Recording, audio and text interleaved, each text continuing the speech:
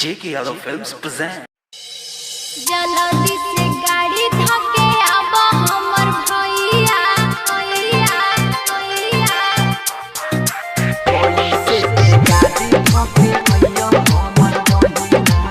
Music by DJ लाल बाबू राज। जल्दी से गाड़ी धके अब हमर भैया जल्दी से गाड़ी धके अब हमर भैया जल्दी से गाड़ी धके अब हमर भैया छिए पवन त्योहार भाई बहन के प्यार राखी बंधवा हो मोरे भैया कैसे के गाड़ी धके अइयो हमर बहिना कैसे के गाड़ी धके अइयो हमर बहिना लागी गेलो लॉकडाउन बंद भेलो सगरे टाउन की बताइयो होगे यारी बहिना जल्दी से गाड़ी धके अब हमर भैया जल्दी से मिक्स बाय गुड्डू गुडेस म्यूजिक बाय लाल बाबू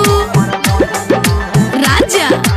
जल्दी से गाड़ी धके अब हमर भैया जल्दी से छोटा ही में भैया छोरी के गेला हो कमबल परदेस हो जब तक नई भोत मनवा में रह गई लागल हमरो कलेस हो बात के बुझे बहिन दुलारी उठाल कोरोना के महामारी छियो न भैया कठोर दे जल्दी से गाड़ी धके अब हमर भैया जल्दी से गाड़ी धके अब हमर भैया छिए पवन त्योहार भाई बहन के प्यार राखी बंधवा हो मोर भैया कैसे के गाड़ी धके अइयो हमर बहिना कैसे के गाड़ी धके अइयो हमर म्यूजिक बाय अइयो हमर बहिना लाल बाबू गाड़ी धके राजा